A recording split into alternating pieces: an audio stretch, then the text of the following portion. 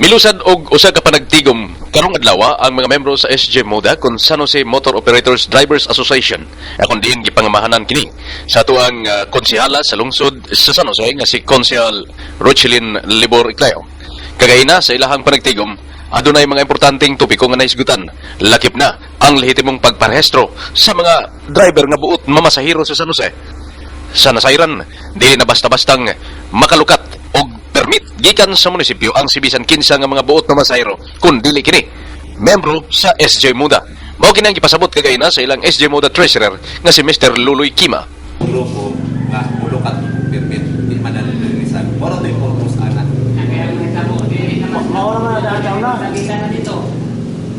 Mao gani na nga nangayon silang listahan sa atong asosasyon kay para ilang ikumpara gawas anang certification nga inyong nga makuha nyo kang last kung malukat mo permit ado na po mo ingala dito sa treasury para i-check nila tinuod ba yun mong membro kay ado na may mga ubad dili kananggikan sa ato ba ang pasabot kananggikan sa ato nga listahan sa atong asosasyon kay ado na mo ko ubang mga motorist nga dili membro sa atong asosasyon mo diretso dito para dili matagad permit tong dili membro sa SG Moda anak mo paagi kay mapa na naisgutan ng session ganina na kalimutan ko sulti sa inyo ha. Kaya daghan ang mga koloro mga motor na masayro. Kamo may allowed ana kay sila wa may permit kamo kasulod mo sa bal. Usa-usab sa mga naisgutan kagayna mao ang paghatag og uniforme sa mga membro sa SG Moda nga namasahero dinhi sa lungsod sa San Jose para sila adunay identity panahon nga sila mamasahero.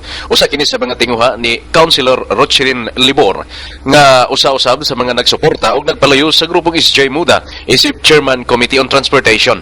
Sumala ni Honorable Libor nga pwede niyang abagahon una ang pagpanghatag sa mga driver ug mga membro sa SG Moda sa paghatag sa mga uniforme. Apan, ado na sila'y kasabutan alang na sa kontribusyon ini.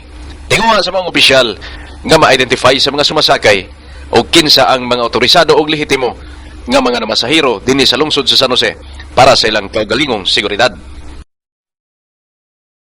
Sa isa ka kuan uniform. Sa green lang sa kakastay. Bali, kung mahuman ang green, nga, fully paid na mo or since approved na ta as province, hindi na ta kansi. Diba?